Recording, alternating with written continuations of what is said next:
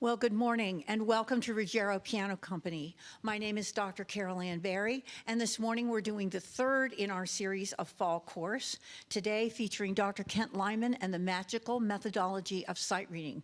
Did you know that sight reading is considered one of the most important skills we can teach our students, possibly the top skill? Because without good reading skills, as you know, they bog down, and once it becomes a chore to even read the notes and rhythms, to be able to play the piece, that's when they drop out. So Dr. Lyman is going to carry us through his experiences and his methodology for teaching successful sight reading and having our students progress much better. Thank you. And welcome to our online folks.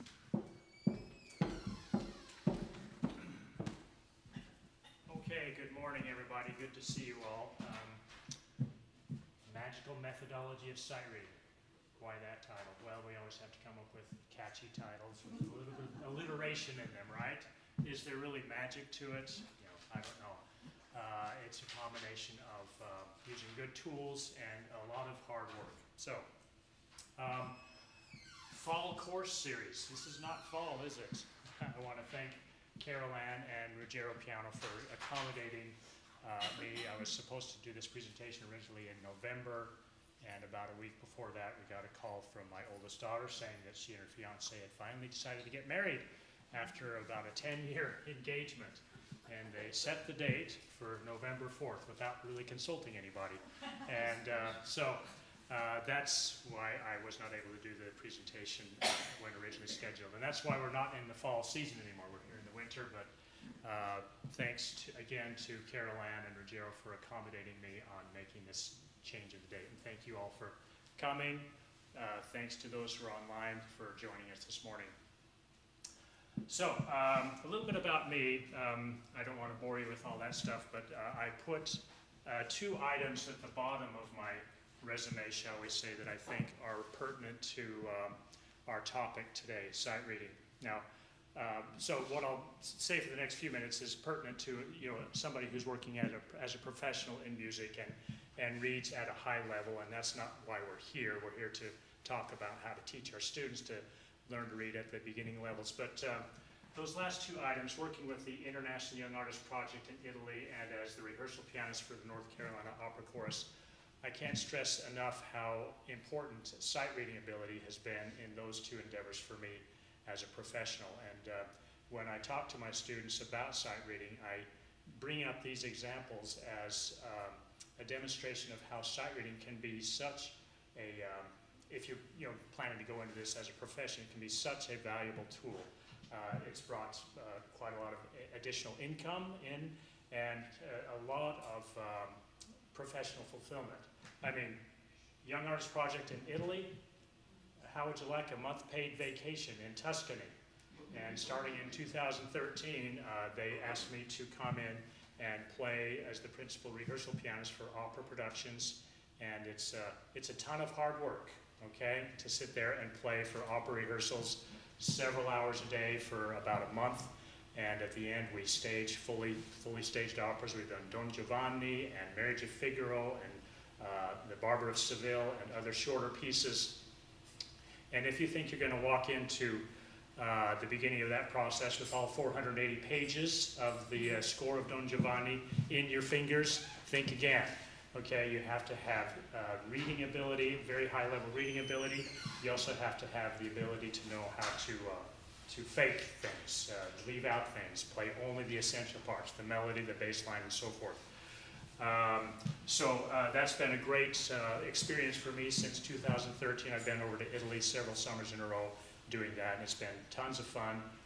And Alma knows all about this. Her son Timothy is a faculty member there, and I've got to have a lot of fun times with Tim Sparks over there. So, and the other thing closely related to that, the North Carolina Opera Chorus, I am their principal rehearsal pianist for chorus rehearsals for their productions. They're doing Don Giovanni at the end of this month, and that's another very fulfilling experience for me, is to be able to come into those chorus rehearsals. And yeah, I haven't practiced every note ahead of time. Sometimes I'm sitting there sight reading, but they know that I can do it. And so that's, for me personally, one of the biggest payoffs for good sight reading skill is just to have these these wonderful, fulfilling experiences as a professional. Okay, so thinking about our topic for today, I've come up with 3 cornerstones of successful sight reading. I know many of you are teachers yourselves in the room, and I hope I have some new ideas for you, but I think probably most of you are going to say, yeah, feel affirmation of what you already know about sight reading. So, in no particular order, we'll be going to these areas in more depth. Knowledge of theory, I think, is one of the most essential things to becoming a good sight reader, and I'll be talking more about that in detail as we go along. Another cornerstone, awareness of keyboard geography. I often ask my students, well, how does a blind pianist learn to play the piano? Well, they have the black keys. They're like the bumps for a braille reader. You know, the black keys tell your hands where you're supposed to go. And so if blind people can learn to play the piano, also we sighted people can learn to play without having to look down at our hands. And not looking at the hands is probably one of the most important things in developing good sight reading ability. Also keeping your eye on the score where it's supposed to be. We'll talk about that. And the third cornerstone that I put down, and there could be others, I'm sure, is rhythmic awareness. I've discovered that sometimes when students are struggling with sight reading, it's because they don't read rhythms well. And so I've just learned over the years the importance of isolating just the rhythmic component and doing tapping and counting. How many of you have tried to get your students to count and play at the same time? I've tried, and it's, you know, I try to do it, but sometimes I've kind of given up and say, well, let's just tap the rhythms and count at the same time. Maybe we can manage that. And so I think that's an extremely important element in developing good reading ability. Okay, so let's get into these a little bit more in depth. Knowledge of theory. I hope you'll forgive me during the presentation. I'm going to be indulging in a few personal anecdotes, experiences from my own life, because maybe our students are having similar experiences as well. So laying the foundation takes me back to my early years in piano. And just before the meeting, we were talking about national parks around the area. I volunteered that Utah, my home state, is blessed with some of the most beautiful national parks. Well, I grew up in southeastern Utah, in Blanding, Utah, small town of 4,500 people. It's been 4,500 for like 60 years. It's just one of those towns that never changes, right? And my first piano teacher was the lady who lived next door. And after that, it was the lady who lived 3 blocks away. It was that kind of thing, right? I was a teenager before I really started taking lessons with what I would consider a highly trained professional teacher. She was on the piano faculty at the University of Utah in Salt Lake City. Salt Lake City is 300 miles from Blanding. So asked how did I get to my lessons. I didn't go every week. About once a month, we managed to get myself up there, and I would have maybe a 2 or 3 hour lesson, or she'd give me lessons over 2 days. And so that was my rather, shall we say, unorthodox upbringing in music. I didn't have my first real theory class until I was a teenager, and started going to summer piano camps at Snowbird Ski Resort. And talk about a great place to go for summer piano camp, the mountains above Salt Lake City, where the Olympics were held in 2002, and that's the setting where we had our summer piano camps. Beautiful, gorgeous scenery and crisp mountain air and cool nights. Us campers had unlimited access to the tram that the skiers in the wintertime would take up to the highest mountain, over 12,000 feet, would go up and have snowball fights in July in between our practicing sessions. So it was great memories. But I had my first theory class there at this summer piano camp, taught by Bruce Reich. He was the theory professor at the University of Utah, where I eventually went for my undergraduate degree. And I was blown away by how excited this man got about theory. We walked into our first class, and he started talking about Beethoven's Tempest Sonata. It starts off with a first inversion dominant chord, and then it resolves to the tonic. And then what happens? No, it doesn't go where you expect. It goes to C major. Can you believe that? First inversion, he just gets so worked up about it. I'm going, what is this man talking about? I didn't know any of the terminology that he was first inversion dominant. What is that? it happened that I was working on the Tempest Sonata at that time, and I didn't know any of the stuff he was talking about. But through the course of that class that I had with him, my eyes began to be opened up to theory, and I realized, oh, there's names for all this stuff that we're seeing on the score. There's labels for it that are recognized and that musicians can use to talk with each other. And that's when I began to realize the importance of knowing theory. And, you know, as most of us are teachers here in the room, we understand that students don't read the music and suddenly realize, oh, I'm modulating to the sub-mediant here and then doing all this stuff. They don't think that way, but we need to try and help them move towards that. And I didn't really develop that ability myself until I had been teaching for many years, and I began to realize more and more the importance of, you know, being able to do this. And I try really hard to instill that in my students as appropriate to their level, right? So, laying the foundation, very, very important. I have several bullets. I'm going to kind of go through them quickly, and we'll talk about them more as a group. Note and interval recognition. I often use the analogy with my students that, you know, in kindergarten we learn the ABCs, and then in first grade we start to string the letters together to form words, and it goes from there. Then we start to recognize sentences and paragraphs and so forth. So music reading is very much like that. Yes, we have to learn the alphabet, but then as quickly as possible we want to get onto stringing letters together to form intervals. And I don't know about you all, but when I'm in a lesson and I have a student who has misread a note, half the time I will say, what was that interval? I won't say, what note did you miss? I say, what was that interval? Just yesterday I was teaching a student the Grieg nocturne on the very last chord, and he was struggling with the last chord. What's that interval? It's an octave, then a fifth, then a fourth. We didn't talk about the names of notes. And of course, note naming skill is very important, and we need to work on that from early levels. But as soon as possible, I try to get my students into thinking about interval recognition. Chord recognition, certainly related to that, stacking intervals on top of each other. The analogy I use with my students there is I ask them if they have any friends. Do you have any friends? Well, sure they do. Do you have any friends whose names you don't know? And they look at me funny and go, of course I know my friends' names. And I say, okay, you're struggling with this chord right here in this piece. Do you know its name? And they usually don't. And so I help them learn the name. So my analogy there is, if you want to become friendly with chords, you better know their name.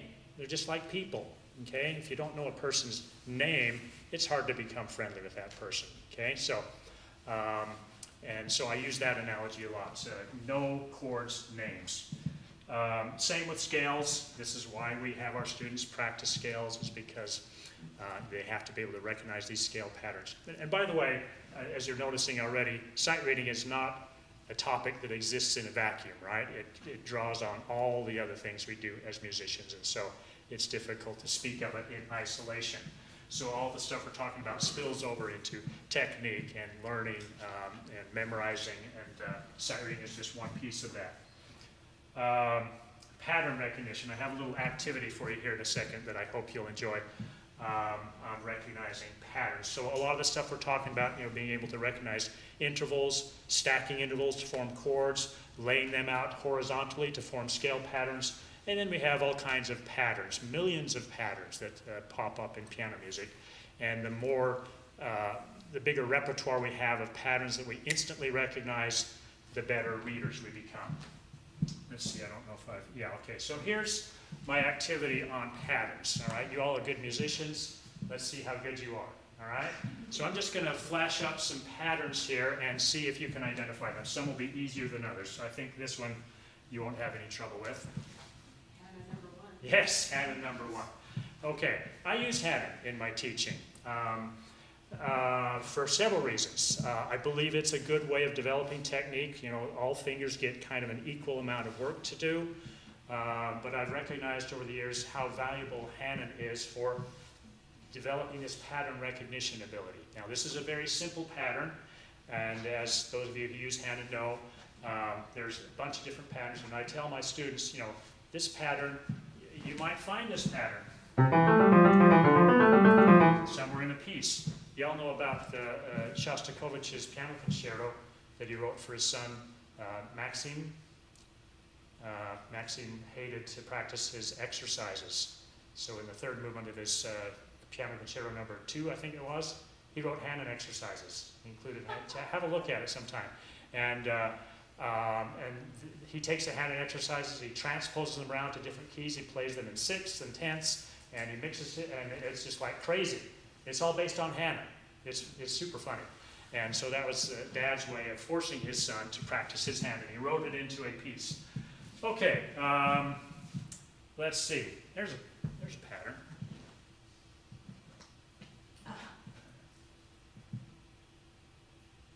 What?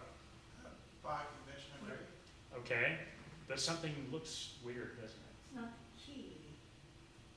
Different clef. Yeah, what's going on? Okay, If it's in the bass clef, that's right. yeah. So this is what we're hearing. We're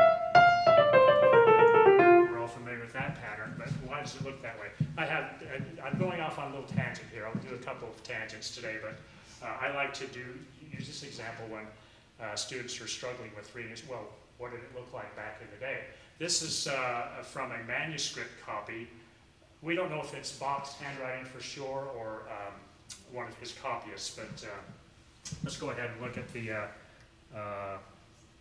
full score right there. Oh, wow. Okay, and that's what it looks like there in the original manuscript. Both hands, as you can see, are using one of the movable C clefs. Now, why do they do something perverse like this? Okay, so there's the right hand starting off in, okay, it's not zooming in for me, I don't know why. Okay, sorry. I've got a nice zoom feature here on my screen. Anyway, the right hand starts off in that movable C clef, so the bottom note of the clef of the staff is middle C, and then, so there's our starting note. And the bass clef, as you can see, starts off on bass clef, but in the very first measure, they switch the clef to another movable C clef. So those notes look strange as well. Okay, so this is not the kind of score that we're used to reading from today. So back to the slideshow. There's some more modern rendition of that same idea. Anyway, as we know, the Bach conventions are full of patterns like this, okay? So the ability to recognize patterns is very important. Okay, let's continue our pattern recognition game. Anybody recognize that one?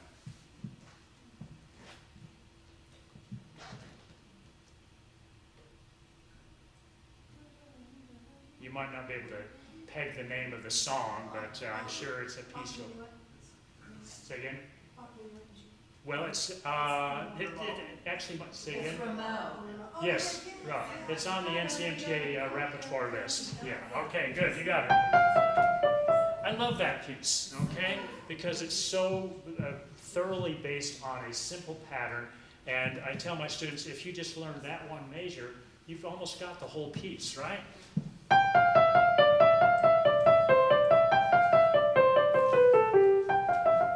It's an AABA structure with the B section very much based on the A section. So I have a student learning this piece right now, and that's definitely one of the approaches we take, recognizing that pattern.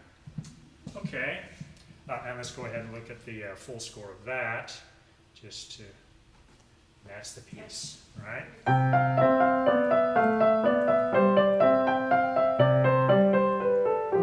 Lovely piece. Okay, what's our next pattern? You recognize it? All right, yes. Yeah. Also from the NCMTA list, and I pulled this one up because it's a pattern based on chords, all right? We've seen scale patterns, and now we see a pattern based on chords. This is a beautiful one to reinforce the idea of inversions of triads. Let's go ahead and look at the full score of that by Gerlit. There we go. Okay.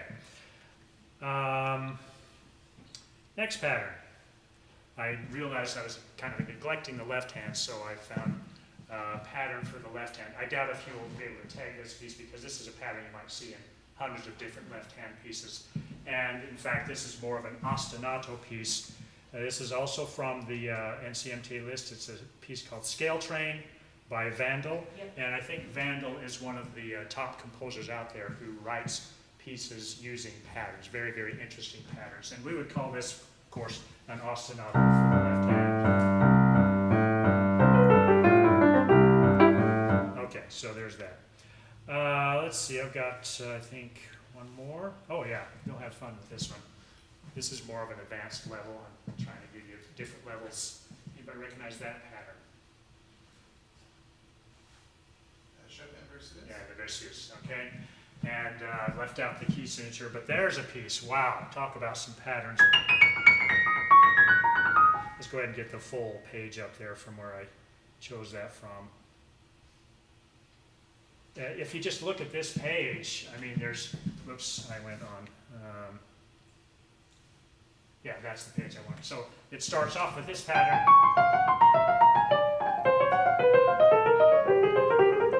Talk about Hanon on steroids, right? But it's very much a pattern. If you, sometimes when I use Hanon, I don't know if any of you use Hanon, but I do transposing of the Hanon exercises. And that sets them up well for handling stuff like this. Or the pattern that we just...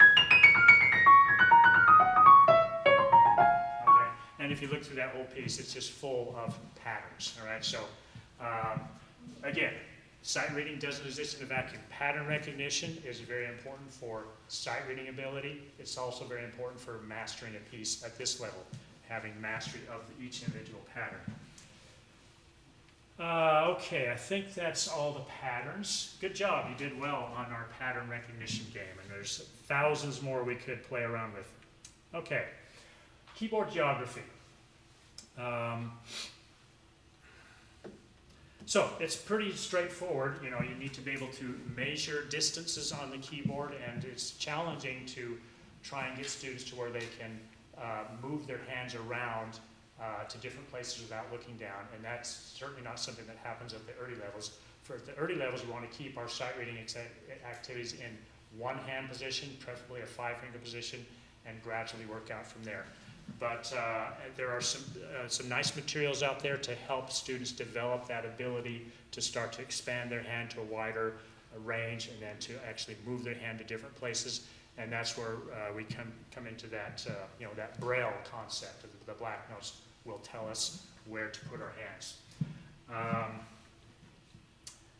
Transposing is extremely valuable skill or activity to do with our students. I've already mentioned with the Hanon exercises, I will do transposing for that. The thing that transposing does for our brains and our eyes and our hands is it allows us to look at notes and realize I'm not actually playing the notes that are written, am I? I'm playing different notes. So that forces the brain to think more about the intervals and the patterns. It's all about stressing that interval and pattern recognition. So I have all my students take simple examples and transpose them around to a bunch of different keys, and that helps develop that ability. Looking ahead, okay? That's such an extremely important skill in successful sight reading, is to be able to look ahead of where you're playing. In my teenage years, I read a biography of Franz Liszt, I think, and there was some fantastic account written of he was sight reading something and had an assistant turning pages, and he nodded for the page turn, and he was a full page ahead of where, or the page turn, he was not a page. You get what I'm saying? He asked for the page turn page ahead of where he was playing. So he had basically looked ahead and memorized that much and while he was playing. That's sort of a freakish level of ability. For most of us mortals, a good sight reader will be able to read ahead and memorize, do what we call flash memorizing, about a measure at a time, okay? And just think about your own selves when you're reading. That's probably what you're doing, even if you're not conscious of it. And we have an app.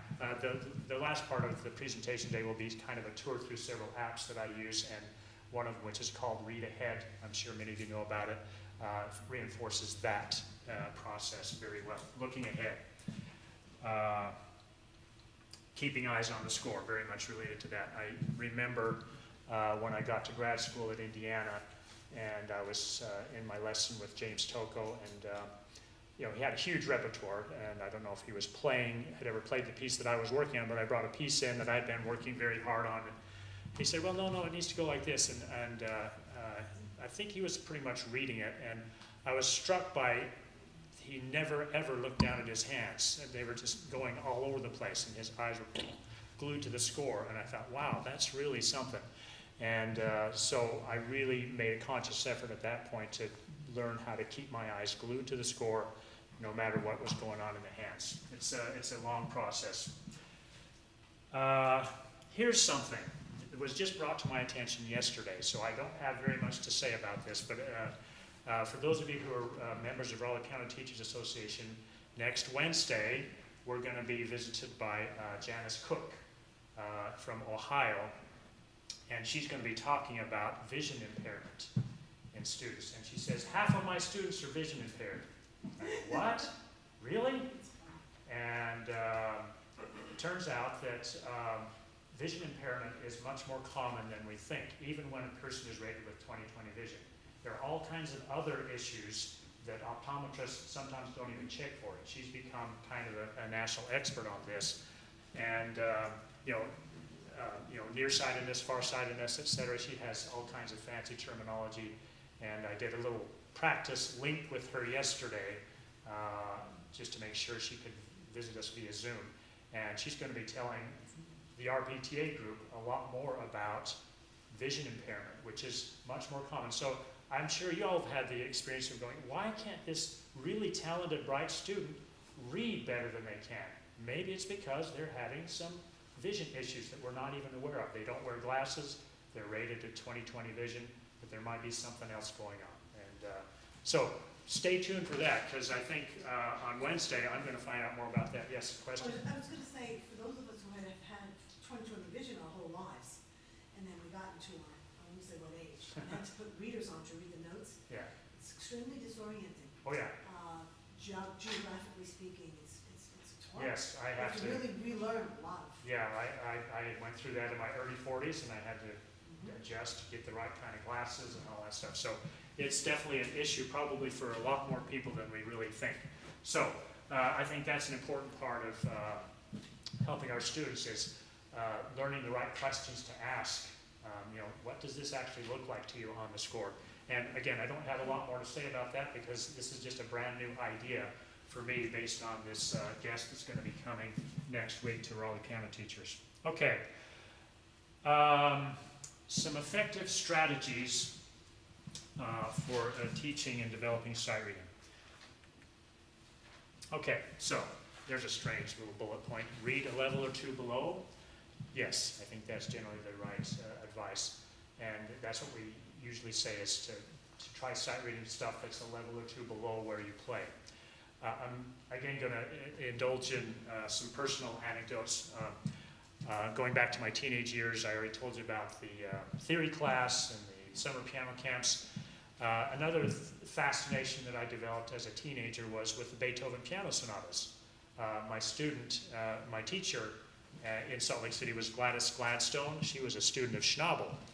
And so naturally, all of her students had to own the Schnabel edition of the Beethoven sonatas. And that's, about 700 to 800 pages of music, 2 big fat volumes. And I developed this fascination for the Beethoven sonatas, and I really was curious about it. So over the course of my high school years, I probably read through all the Beethoven sonatas maybe twice. It's a lot of music.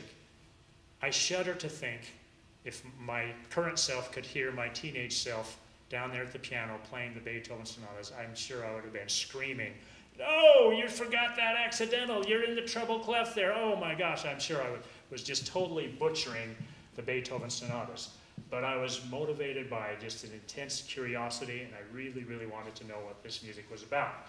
And so I was reading way beyond my playing level doing those Beethoven sonatas, and maybe that wasn't the best approach, but it developed this love for sight reading that has been with me my whole life. So, yes, I think reading below your level is important, but maybe there's something to be said for reading something that's way out of your reach.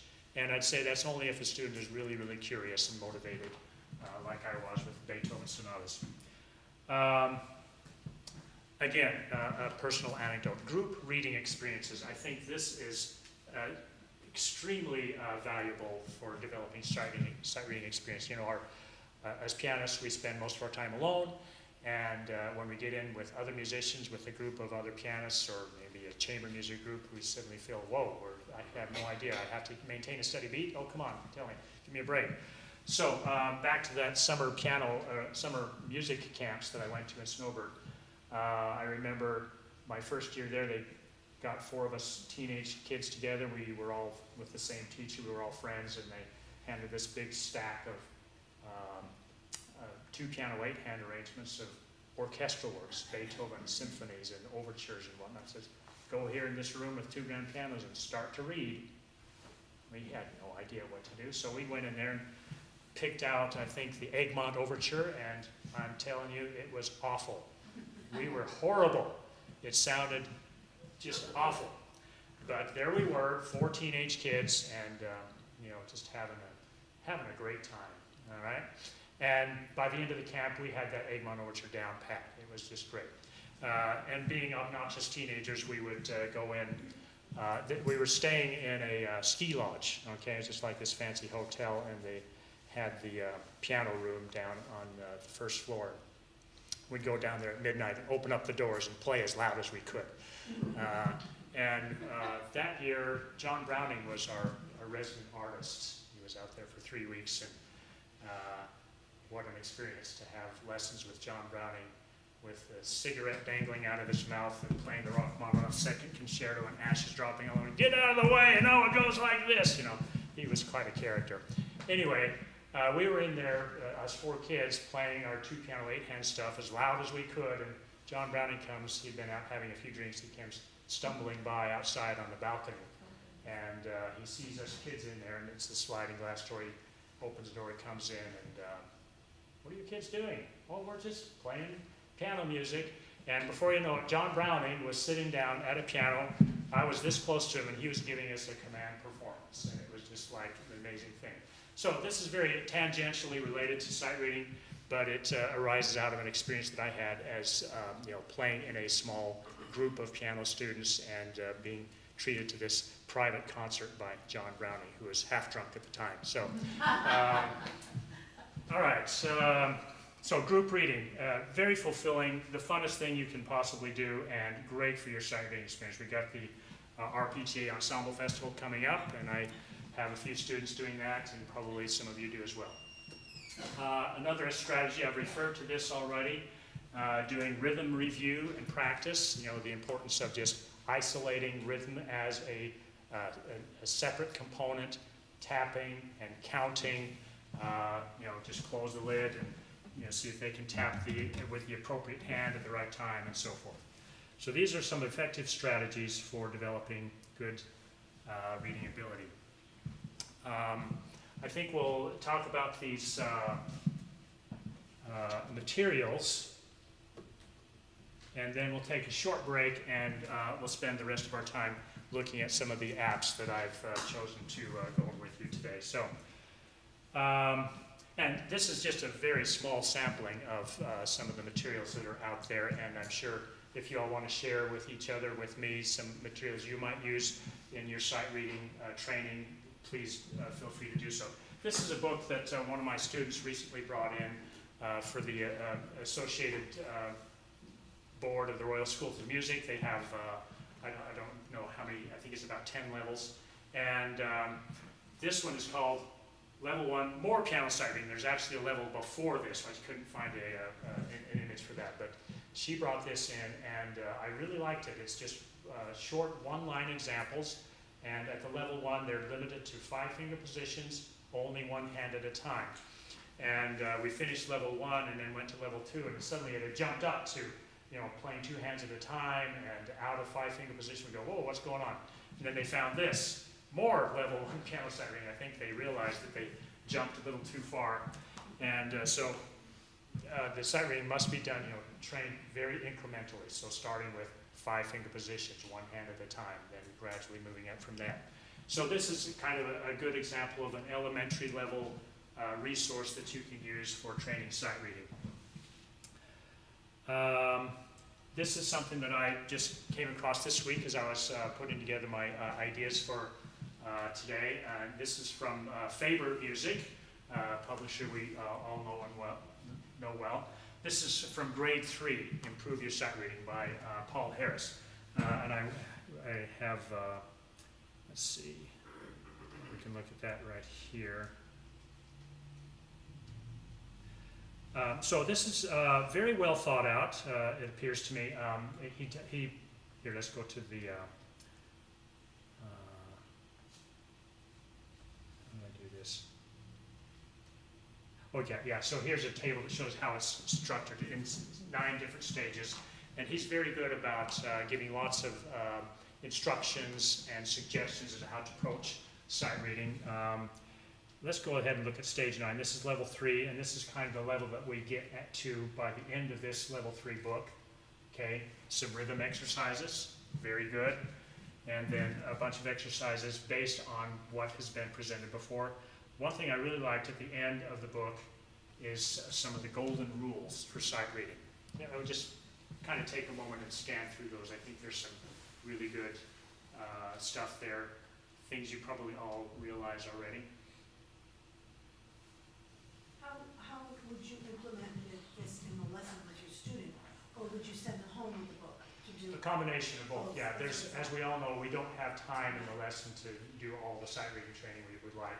So yeah, these materials could be used at home for sure. That first one I had up a moment ago, that's one that there's just a one little line thing, and you do one per day, okay? And my students working in that right now say, okay, which ones did you work on this past week? Okay, we'll start in the lesson with this new one that you haven't looked at, right? So they'll go through a book fairly quickly in a matter of a few weeks. Okay, so here's the golden rules that are suggested in this source here. Okay, let's see. All right. Okay, my slides are out of sync for some reason. Let's try this.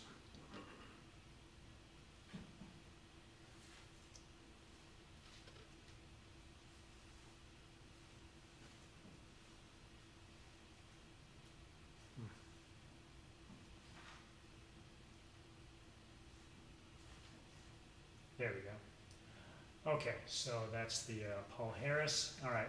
Then here's one other one that I chose, probably a much more well-known title than most of you, A Dozen a Day. How many of you use dozen a day in your teaching? Okay. Sandy, do you want to comment on how you use it? Well, I use it more for its technical ability, but it is good for sight reading too. Right. The preface to the Dozen a Day does describe it more as a technical training thing. Let's go ahead and pull up the information. I think the nice thing is they're so short. Yes, and Sandy, since you use it, these little stick figures, I just find them really charming, but I don't know. We put smiles on them when they've done it. Yeah, okay. Those stickers that You know, fit a lot of the books get into really fancy colored pictures and cartoonish looking characters. I don't know, these stick figures have a certain sort of primitive charm to them, I think might really be catchy for a student. But anyway, the Dozen a Day is something that I think we've all known about. It's been around for decades and still in print. And this kind of gets us back to this pattern recognition skill that I think is so important. And the titles of the pieces are so descriptive, walking and running. Let's go ahead and just play this first one.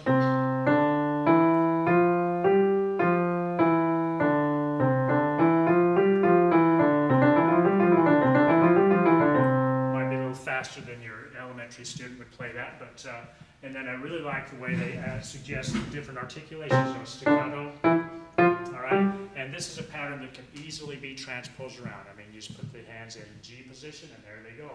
Then start to introduce some black keys, and I think transposing these would be very, very useful. That's our walking and running. Then our next one is called skipping. So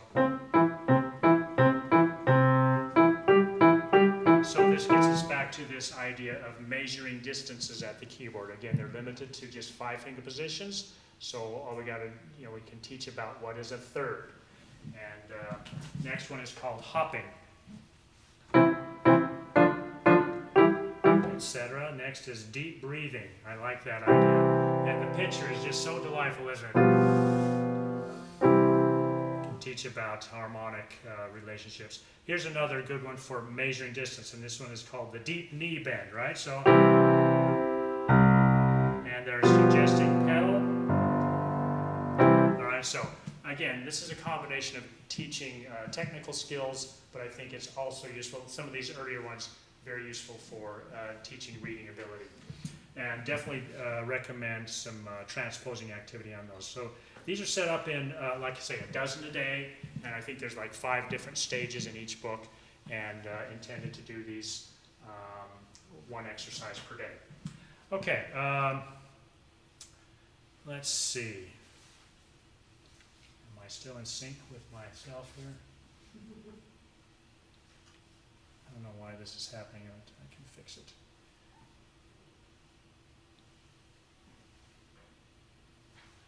Okay, whoops. Hey, that's not supposed to happen. Those are supposed to come in one at a time. I'm ruining all my punchlines here.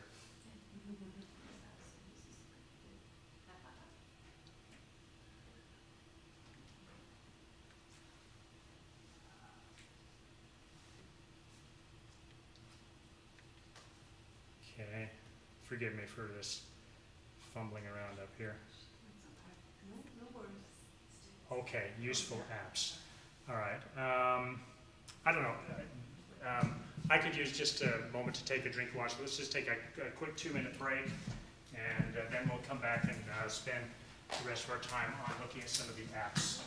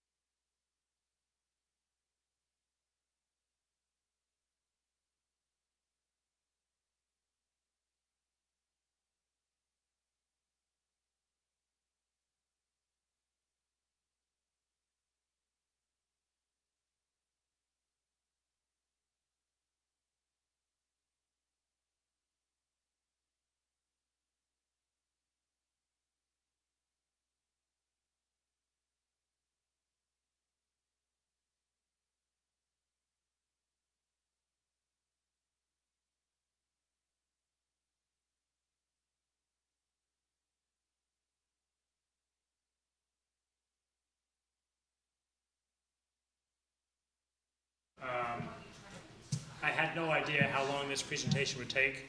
How can you figure out how to take up 2 hours? So we may be ending before the 2 hours are up, but for this second half of the presentation, I wanted to go through several apps that I've used in my teaching.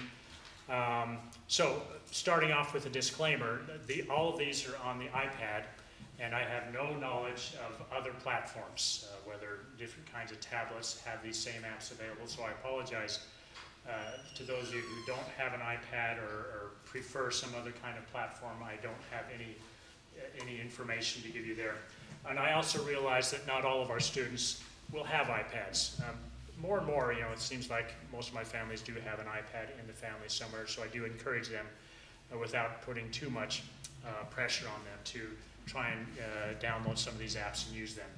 I think it's really amazing the kinds of tools that we have available through the use of apps. So I have about 5 apps that I want to look at, and let's go ahead and get started. So back to this fundamental skill of learning how to read notes. There's probably several dozen apps out there that are basically flashcard type apps. And this is one that I've used,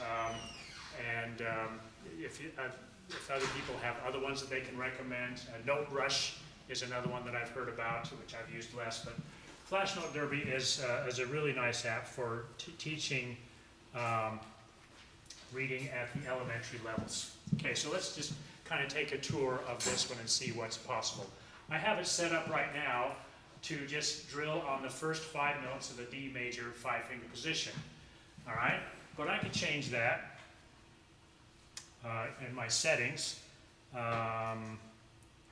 Accidentals and key signatures. As you can see, I've selected D major, and there's a circle of fifths over there. All right. So if I wanted to just limit my search to C major, I could switch it to that and deselect D, and there we go. And so now the F sharps have gone away, all right? And I can select a whole bunch of notes. As you can see, I just ran my finger up to high C, and down here, that's the whole range for the treble clef, and the whole range for the bass clef, if I have a more advanced reader. But we're talking about a little kid who really should only be working with the 5-finger positions. So we can set it up like this, and there we go. Let's look at some of the other settings that are available. The number of questions for each little race, it's set up as races, and we've got it set up for 10 questions. You can go 10, 20, 30, or I don't know what they mean by all selected.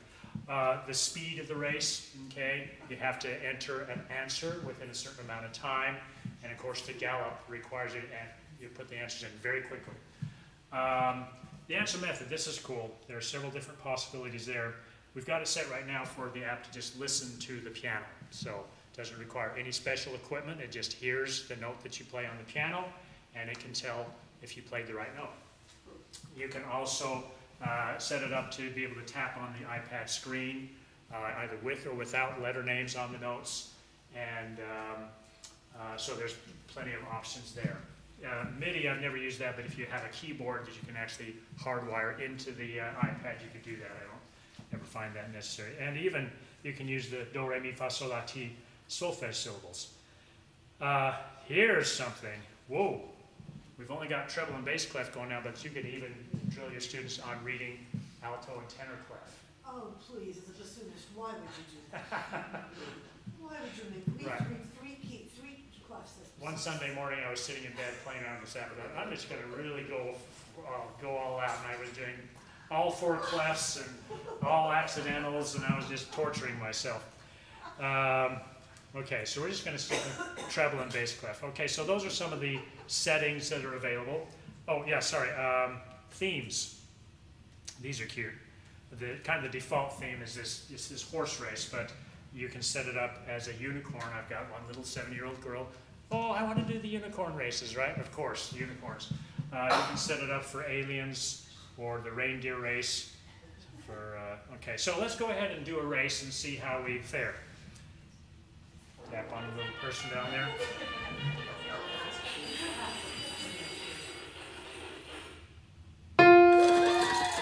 practice hearing.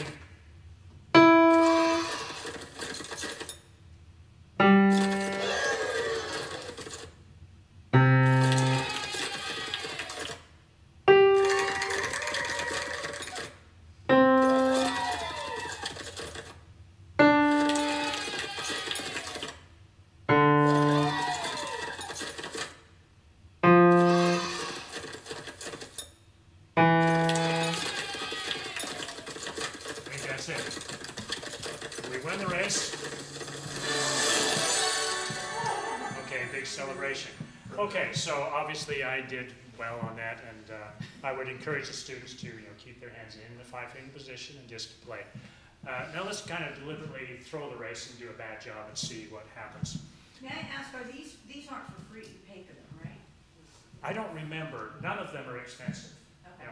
I think the most expensive app I have is Fourscore, which is the one I use all the time, every day, and I'm actually using Fourscore Pro, so you get some Right. features. So it's a $10 a month subscription for that. Okay. All the others are like $10 or less for one purchase. Oh, okay. For life. What do Okay. you do for Foursquare? What's that? I'll show you that at the end. Okay. So, all right. So let's do one and deliberately make a lot of mistakes. Okay. Let's see what happens.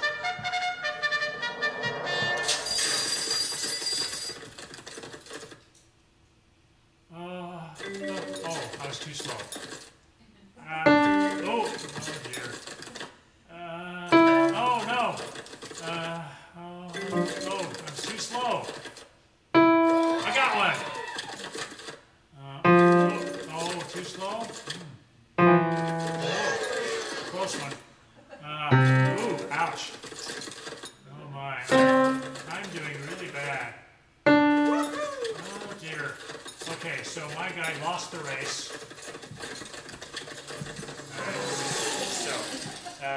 But now we have a chance to learn, okay? Review mistakes, okay? So you can pull that up, and they're asking, what is this note? And you say, discuss with your student.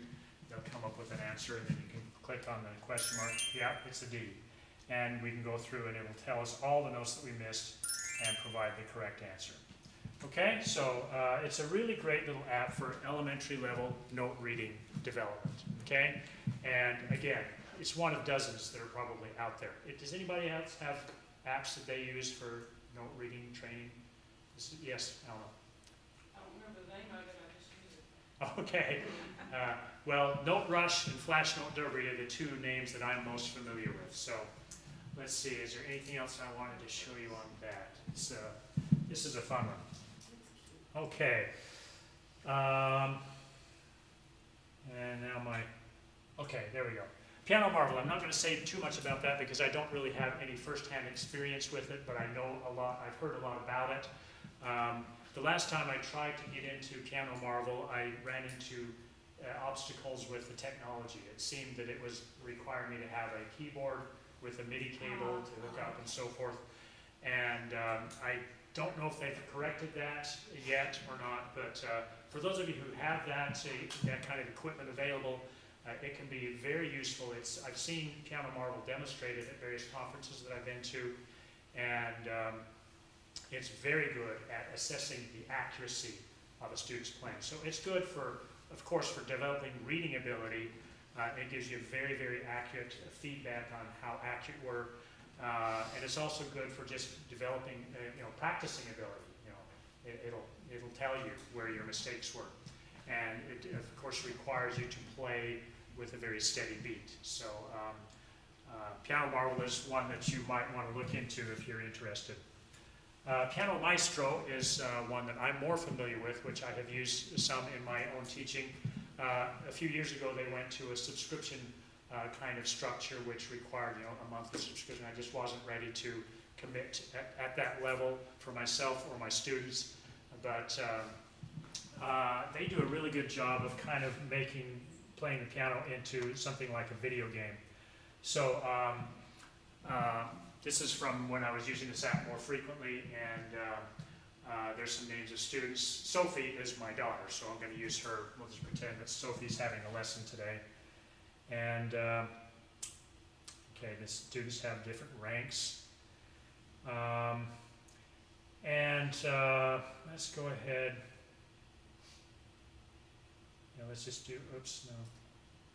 Okay, so you can see that they have all kinds of categories of songs that you can look at, and levels from beginning levels up through level 3B, okay?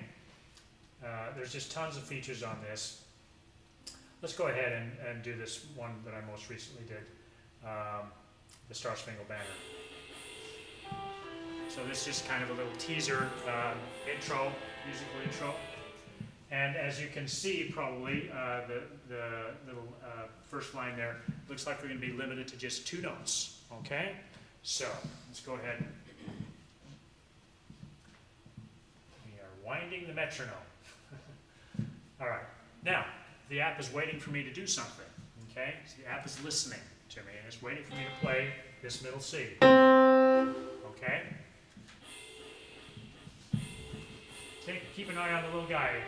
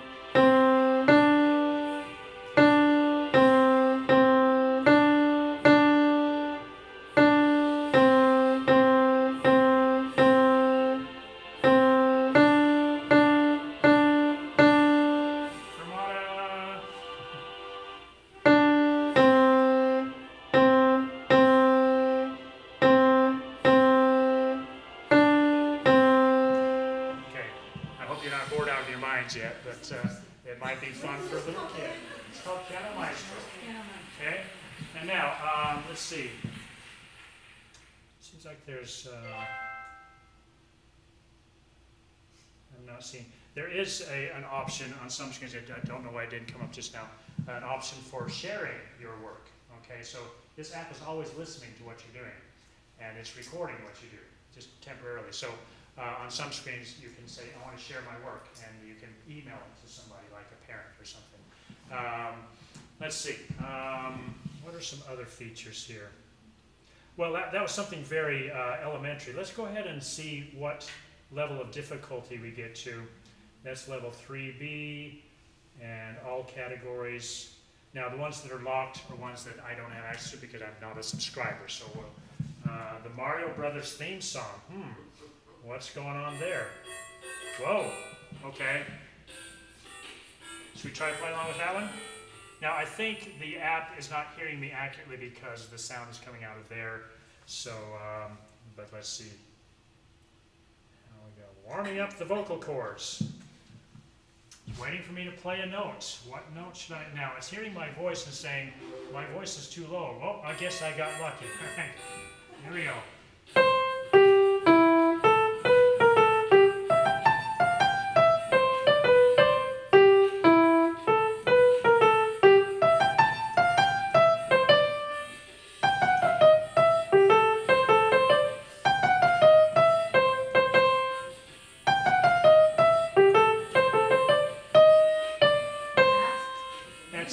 Okay, I think I've made a couple of errors, but what? I don't think so. Can the 7-year-old do that? No. This is not for 7-year-olds. Okay, this is the most difficult stuff. Okay, all right. There's other options. This is a cool one. See, hold on. You can set it up so that it will wait for you to play the right note before it moves ahead. Okay, might be useful. You can also do hands alone work if you've got some two-handed pieces. So it's really a very, very powerful app. And again, these days you have to be a subscriber to access all of the features. But there's tons of material. Let's see. Also has some method books. Methods, yes. It has a partnership with some of the method books that are out there. The Hal Leonard series and the Piano Pronto series are the two main ones, so it ties into those. If you happen to use one of those methods, this could be a great supplementary tool. So again, we're talking about sight reading today. The sight reading doesn't exist in a vacuum. This is useful for sight reading training and useful for all kinds of other skills, rhythmic training and so forth. Okay, let's see. That's Piano Maestro. Let's go on to this one, Read Ahead. This is one that I think is most applicable to what we're talking about today, and it's one that I hinted at earlier, and that is this very important skill of being able to read ahead, look ahead of where you're playing. And I don't know, as a younger teacher, I would sometimes do that, hold up a sheet of paper, trying to force my student not to be looking back, all right? Well, now there's an app that does that for us, right? So, and thanks to Renee McKee, current president of RPTA, I know about this app. She introduced this app several years ago in a presentation at RPTA, and I've been using it off and on ever since then. I don't know if it's currently being supported. They have currently a preparatory level and 4 additional levels. I read or heard a couple years ago that they were planning to go up to level 6, and that hasn't happened yet. I emailed them this week in preparation for today saying, what's going on with the app? Are you still supporting? Are you still developing it? And I haven't heard anything back. So I wish I had more information on that. But let's go ahead and look at this app, and it's really, I think, pretty remarkable. So we're going to, again, look at the earliest level and then the most advanced level, just so you see the range that's covered. So it's set up in, go back to that screen. You see, here's the levels, the prep level, and then levels 1, 2, 3, 4. And within 1, 2, 3, 4 levels, you've got 1A, B, C, 3 subdivisions, and then each of those have 12 days. So it's something like about 156 days worth of sight reading material. Okay, that's quite a bit, because our students aren't going to be doing this every single day. I'd say it's at least a couple of years worth of material before you've exhausted everything that's available. Okay, so let's look at the prep level. This is the most basic thing. Let's see. All right, so they give us exercise or instructions for each day. Welcome to the first day of Read Ahead. We'll start each day with a touch exercise. Warm up to get you ready for the sight reading. Find your position on the keys first. Try to play the exercise without looking down at your hands. Don't forget to count. Maintain a steady tempo, okay? So here is the first exercise, and this is just kind of a preview look at this exercise. I don't think you really intended to play this, but just to kind of look at it. And I think they're going to ask us a question about it after we leave this screen. Okay, it's going to tell us that we spent 17 seconds looking at this example. Okay, no, we're not getting the quiz. All right. Now, the next activity in this first day. Okay, yes, it starts with the timed preview. This is where we have the question. All right, so here's our first piece starting out. Okay, so look at it, and there's a timer going. We have about 30 seconds to look at this. Absorb as much as you can. Observe key signature, what hand do we start with, what's the range, all these kinds of things, and then poof, it's gone. And did y'all notice what the time signature was? I'm very bad at 2-4. Yeah, it was 2-4. Sometimes I get these questions and go, oh man, I didn't even notice. 2-4, all right. Now, let's see, we have ability to choose different metronome speeds. 80 is one that they've chosen as ideal, but we can take it up to 96 or down to 64, or over here in the manual we can type in whatever metronome speed we want. And we can record our session. Let's go ahead and record that because there's a certain value in listening back to yourself while you're watching the score. Okay, let's go ahead and try this one.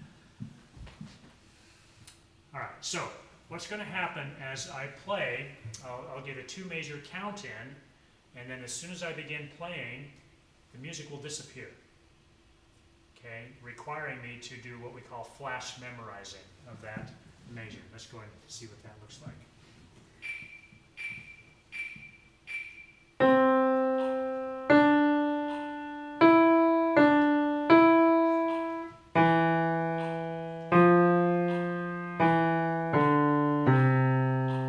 How did I do?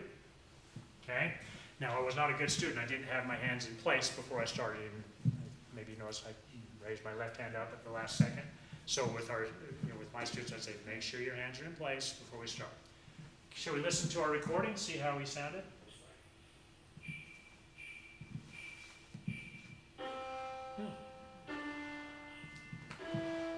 And I think there's a lot of value in listening to what you did while you're following the score, especially if you made any errors. You go, oh, okay, I understand what I did wrong there.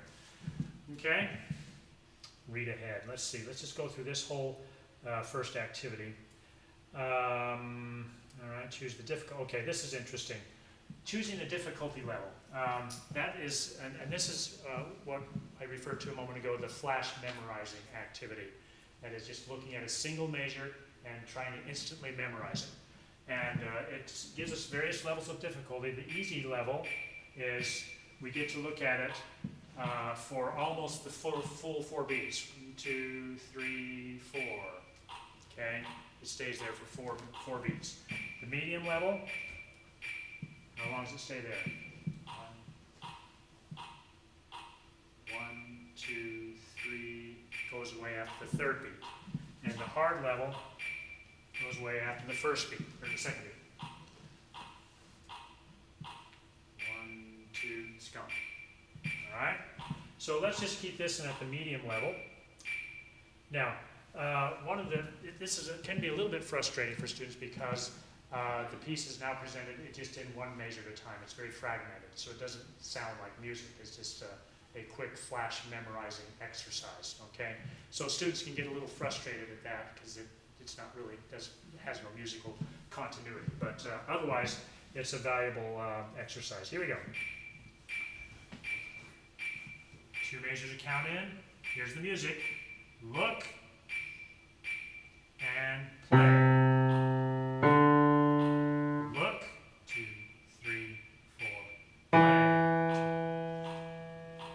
Look, 2, 3, 4. Now some students will start to play too soon. All the notes are still there. They need to wait until it says play, right? 2, 3, 4.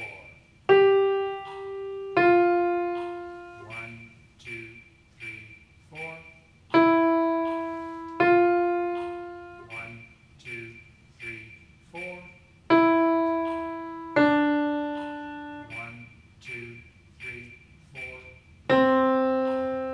Okay, and every time I've used this on a student, it's quite disconcerting for them the first few times they try it. Just, I can't play these notes as soon as I see them. No, they have to wait until it says play those notes, and by that time the music has disappeared. All right, and where are we? After you. Okay, this is an interesting feature. This is, again, a preview screen. We can just look at it. I'm going to skip that for now. Oh, it starts with the left hand. Did you all notice that? I didn't, I think. Yes, all right. Now, so here is another interesting feature of the app, and that is how much of the measure disappears at a time.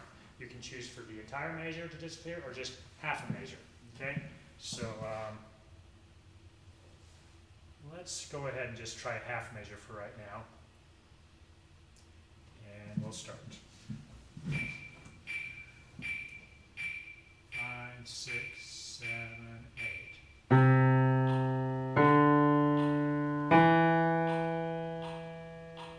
Half a measure at a time, disappearing.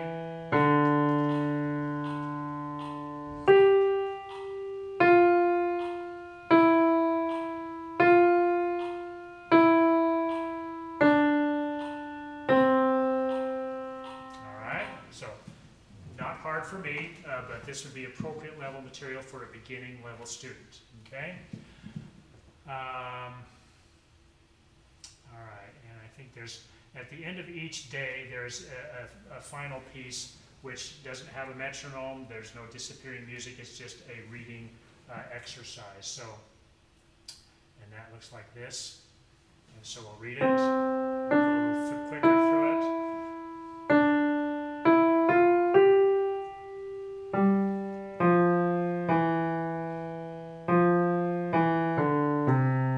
And all the app is doing at this point is timing. I took 16 seconds to do that, okay? And I played a little faster than normal.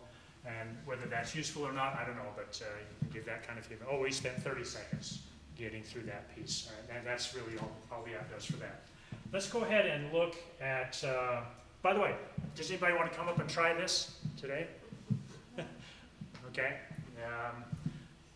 You're doing a good job. Okay, thank you. Let's go ahead and look at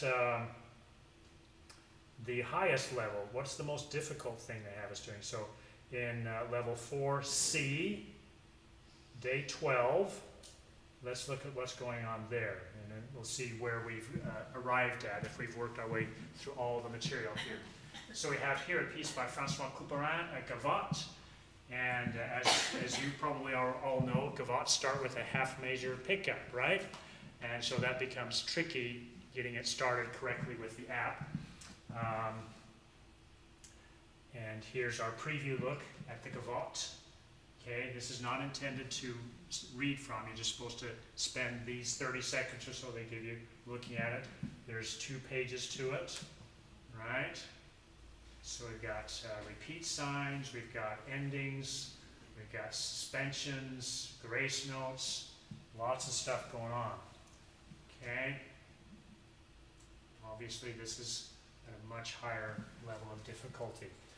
Okay, so that's the end of our preview. And let's see, I want to check the metronome. Is it?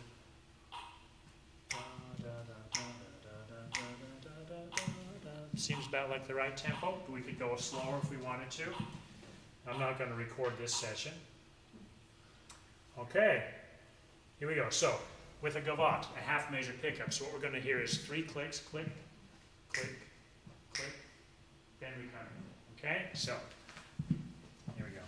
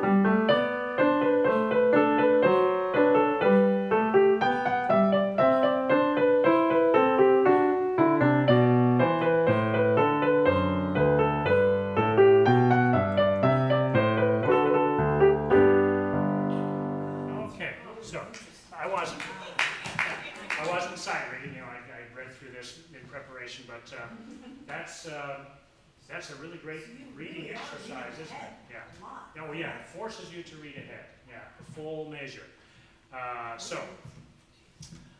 Let's see. What's next in this chapter? Okay, warm up for the German dance by Beethoven. This alerts us to some hand position changes. We referred to that earlier in the lecture. The ability to move your hands to a new place with minimal looking down at the keys. So that's particularly tricky. And then can you get the hands up to that new octave without looking down? It's not easy. Okay, so we've spent 22 seconds looking at that. And as you can see, it's tracking our practice record for the week as we go through.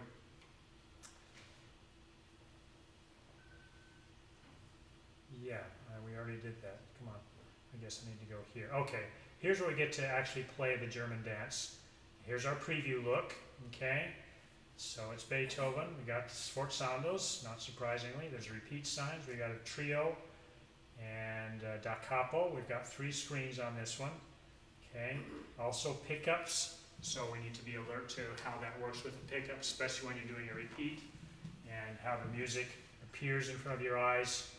Okay, so, all right, let's go ahead. This will take a little longer with the da capo, but I want to go through the whole thing just to show you how the app walks us through the whole roadmap of the piece.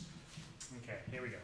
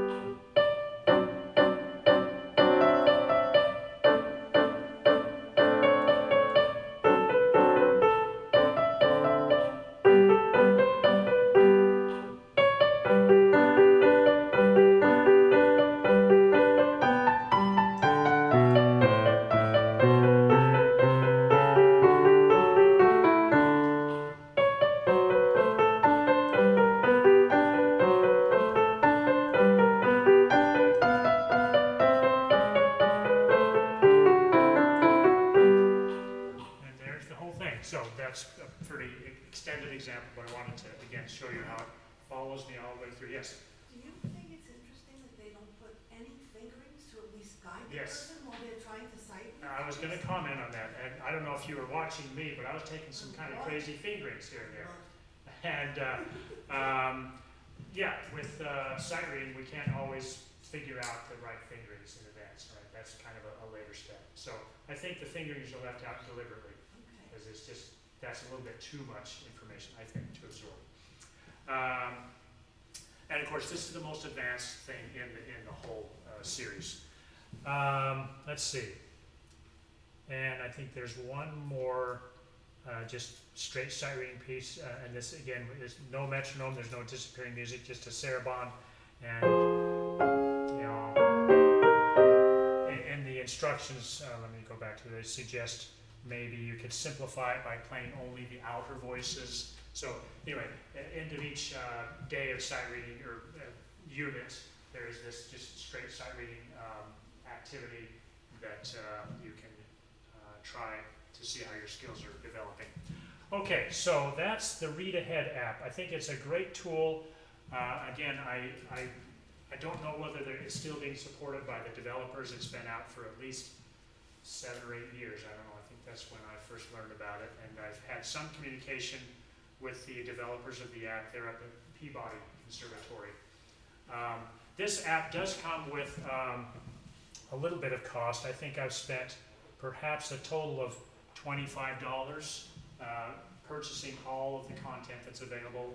The demo version of the app comes with just 2 days of each level available, but it's not expensive to go ahead and purchase all the content. So, like I said earlier, there's probably about 156 days worth of straight days of sight reading material here. It's quite a bit.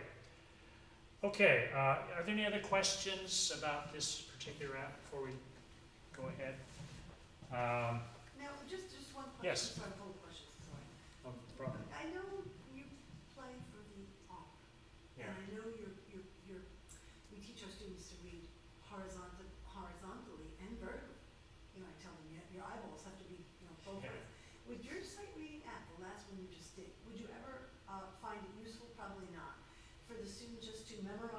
when the music goes off the screen, the right hand all the way through, one hand at a time, or do you poo-poo that? I'm just curious, and then maybe the bass line real quick, and then putting the hands Yeah, together. I'm sure, yeah. I think it really depends on the difficulty of the example.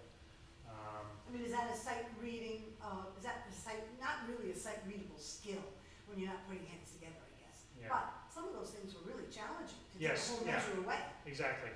And I think, well, I referred to this earlier, you know, we don't always play every note that's on the page, right? So one thing that I emphasize with students is, look, give me a melody line and, you know, a root of a chord, you know, see if you do that much. You know, that's the way I would sort of break that down.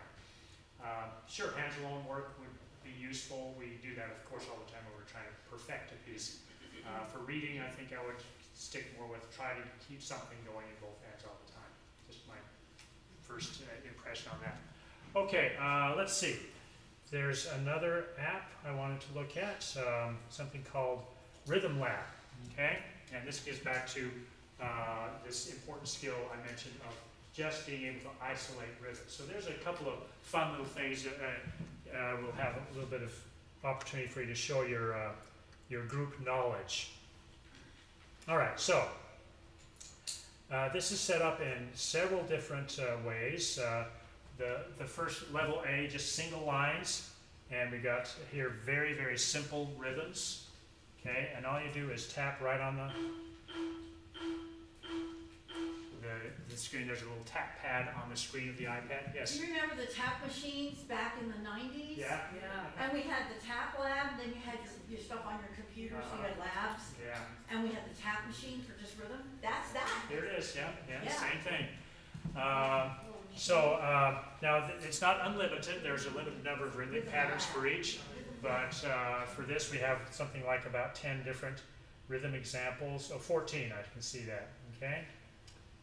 Yeah, so here's 14 different examples. Very, very simple rhythms at the level 1A. And then let's go ahead and look at the hardest stuff at level 10A. We've got 6/8 meters, you know, subdivided, irregular meters, so it gets more complicated. And then we can go on to double line rhythms, level 1B. We've got 2 rhythms going on at once. Okay, then there's the hardest stuff. I'm just going to kind of browse through it, and then we're going to do a few so you can see how the app listens to me and gives me feedback. These are fun. Drum lines, okay? So for this, if you tap on the right side, the red, that's the stems up with the red notes with R, and then, so just very simple, back and forth. All right? Let's see. Let's go down to the drum kit. This drum line isn't all that interesting, actually. The drum kit is more interesting. A bass drum. Is that a snare drum? And cymbals. It's not sounding real convincing over this speaker, but so how do you do this? You've got 3 different things going on, so you have to choose which hand you're going to do 2 things with. So I'm going to take my left hand to go back and forth on that. And here, I'll sit down, it'll be better that way. So, I'm getting a delay through that speaker, so I'm not sure how well I'm going to do here. So, now, the app will listen to us and it'll give us feedback and a response. Let's go ahead and tap the red arrow and get that started.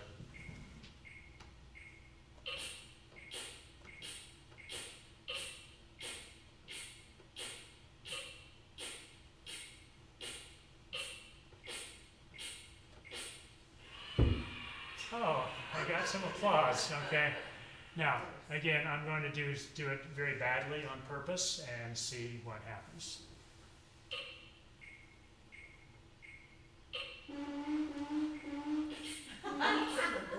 Oh dear, oh, I'm so bad. Oh gosh, I can't find the beat. What's going on? So we get an appropriate response. All right, so that's the drum kit. The one I wanted to have a little bit of fun with you on is composers, all right? So let's see how good you are, okay? We have several composers listed here, and we're going to see rhythm only of some of their more well-known pieces. Now, the answer is up on the screen. Try not to look up there above the rhythm. Just look at the rhythm only, because the name of the piece is printed right above the rhythm. Try not to look at that, okay? All right, yeah, try not to cheat. Closed captions on Jeopardy. Okay, so we have a rhythm from Bach. Do you recognize what it is? What invention? D minor? Oh, ba da dee da da, Yeah, E okay. major. Yeah. E major.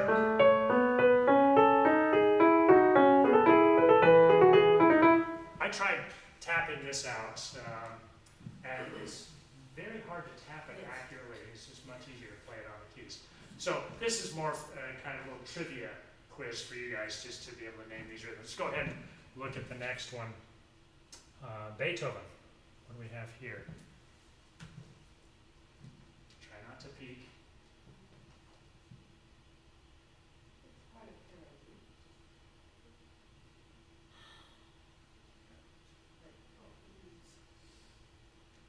I think Sheila's got it. What is it, Sheila? It's pretty. Yeah, Furries. This Oh. section.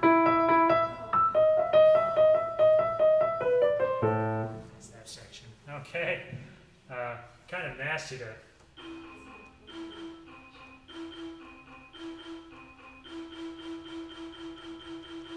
It's not as fun to just do the rhythm only. Let's keep on going. Brahms. This is not one I would have gotten. It's not one of his more famous I pieces. think it's in the middle of the King Edward Ballade. I think you're right. Da da da Yeah. dee, bum bum Yeah. dee, that's what it, yeah. Yeah, there it is. Okay. Let's see. What else do we have? Debussy. You might get this one. Yeah. Let's see that one. Oh, Gollywog's Cakewalk. It's very hard not to look at the answer up at the above there, isn't it? Okay. Gottschalk. Not one of our Banjo? top level. Yeah, it's the banjo. Okay. Let's see. This one I did not know. Haydn from his E minor sonata. I had to, in fact, I was so curious about this one, I wanted to go look at the actual excerpt. So let's go ahead and just look at that rhythm, and then let's go ahead and look at the piece that it's from. It's over here. I think, Oh, gosh. yes. That's right.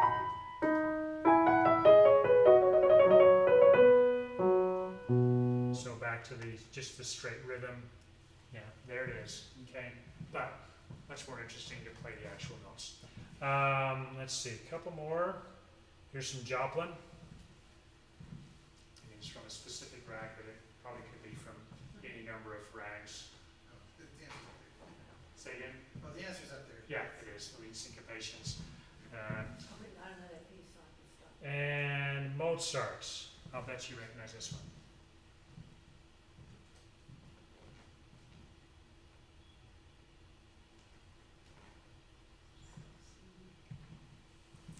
So the Sonata in G.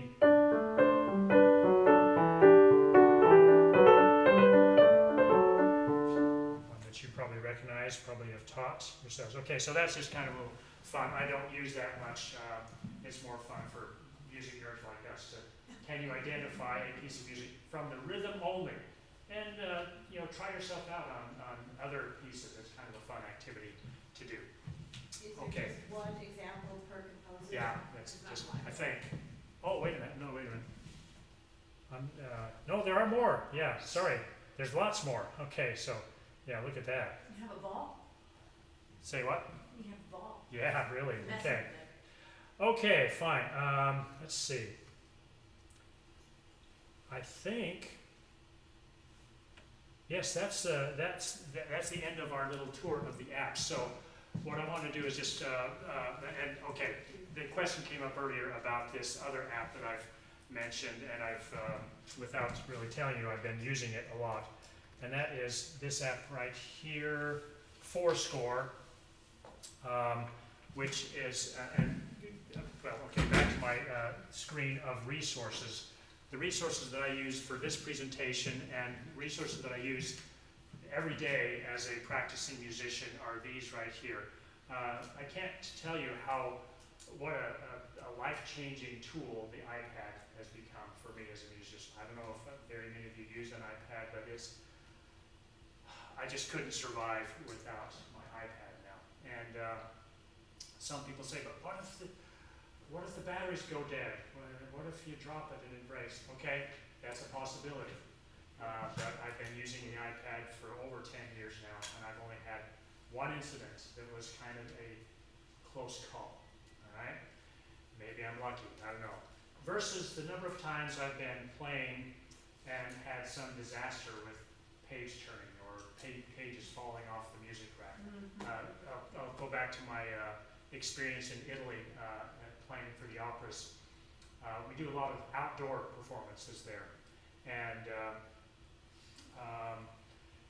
it was a particularly windy night as we were trying to get an opera off there. I think it was Gianni Schicchi. Yeah, Gianni Schicchi. And we were performing in Cortona. And we were up there in the middle plaza of the town, up on the top of the hill, and there's this horrible wind coming up over the top of the hill. And all the musicians in the orchestra they had clothespins trying to keep their music on the rack. I was back there smug as a bug in a rug. I had my iPad sitting on the rack, no worries, my music's not going to fall off, it's not going to go blown away. And back to this idea of playing an opera score of 480 pages. Imagine yourself doing that all night, or for an 8-hour rehearsal during the day. Reach that right arm up there and turn those pages. surgery. Yes, exactly. And in an opera score, you've got these ensemble finale pieces where you've only got like 3 measures of music per page. So you're turning it every couple of seconds. Nope. With, go ahead and set this up. And this is sort of related to, the skill of reading, having good tools. Let's go ahead and I've referred to Don Giovanni. And so let's go ahead and pull that up.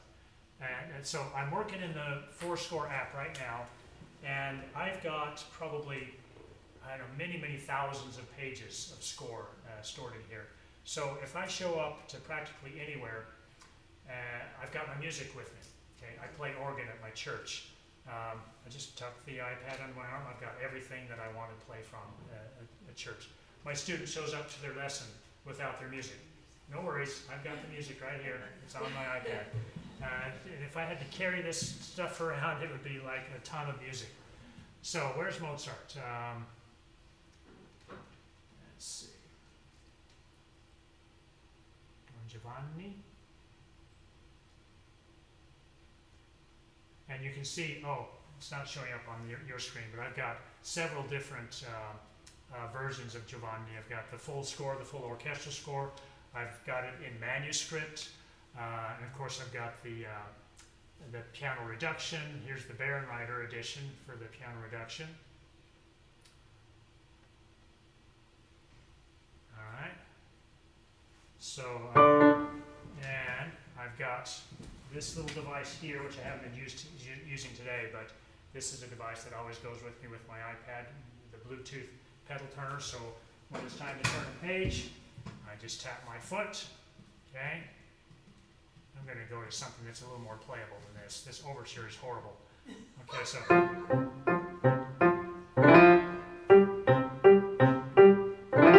then Leporello starts.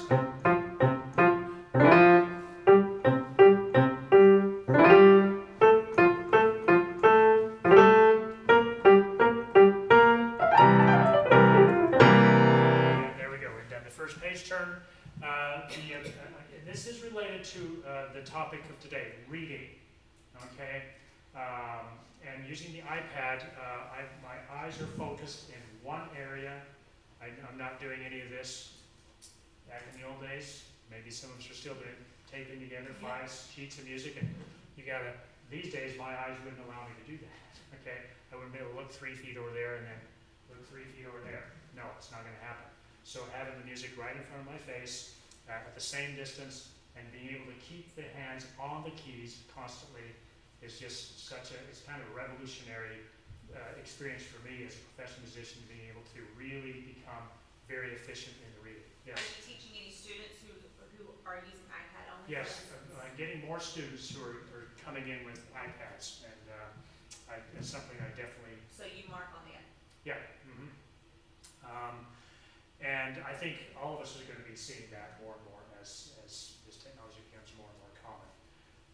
I'm still a fan of printed music. I encourage my students to buy printed music whenever they can, because I'm proud of my shelves of music that I've acquired over decades of time, and I think it would be really sad to only have an iPad with the music on it. So I do like to have paper backups, but for as a working musician, it's all on the iPad. So I think, was there anything else on my resources list? The iPad, the 4-score, Bluetooth turner.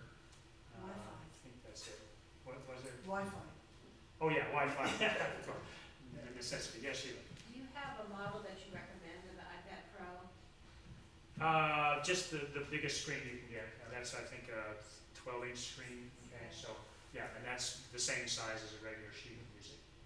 And how do you turn pages when you're playing organ? Oh yeah. That's why I just this few months ago I subscribed to the 4-score Pro edition, which requires a $10 a month subscription, because it's not showing up on your screen, but in my settings I can select a facial recognition feature, which allows me to turn the page like this. See what I'm doing? Just That's great. twist your mouth on the right side, and you can set up for back turning, but I don't play organ at a level that I have to go back very much. So yeah, it was a real dilemma for a while, because I just have to sneak a hand up there in an organ playing. As soon as you let go, you lose notes. So this is a great. That device, Wow. make sure you turn that off. Yes. And talk to your stockbroker, because that thing scares me. If it can see your facial recognition and everything, it's okay. Yeah. But just make sure you go out of the room and you talk to your broker. Okay. Don't do it in front of that. Don't do it at the piano for me. Just All for right. me. Okay. Gotcha. I'm Miss Forensic over here. I'm turning it off right now. Okay. That's good. All right. So that brings me to the end of my. Yes. I just have one question. What do you do with the repeats, like to capo, that kind of thing? Yeah, you can duplicate pages, so rather than having to flip back 10 pages, you can just, okay, I'm going to do these same 10 pages again, and just keep moving forward, always forward. So there's no turning back of those pages. It does everything.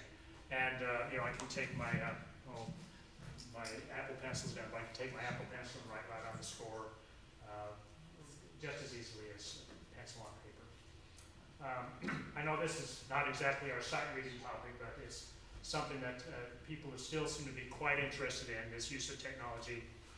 And I'm seeing more and more musicians use these iPads in performance. Recently I've seen string quartets, all 4 of them come out with an iPad. These are string players, and they don't have to turn pages as much as we do, but it's certainly useful. Yes, Alan?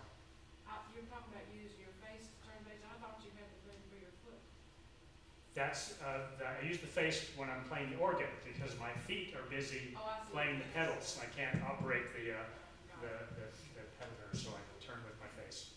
I used to have a bite switch, which looked really funny. I have this switch in my mouth with a little plug in to the pedal turner, and it would look funny. It looked like I was sick or something, if you were like I have IVs coming out of my mouth. This facial recognition thing was really good. Okay, other questions, comments?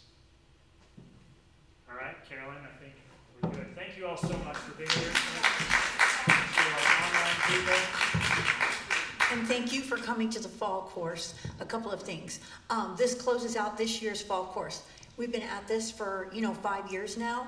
Maybe you have an idea of something you'd like to see us do. This year was about skills, sight reading, accompanying. Maybe next year there's something you're dying for me to to investigate and see if we can bring people in on a different topic. So please do let me know that. And I got to put in a plug for January 27th, Friday night, 7:30. This is our next fourth Friday. We have an opera singer from Ukraine for the first half.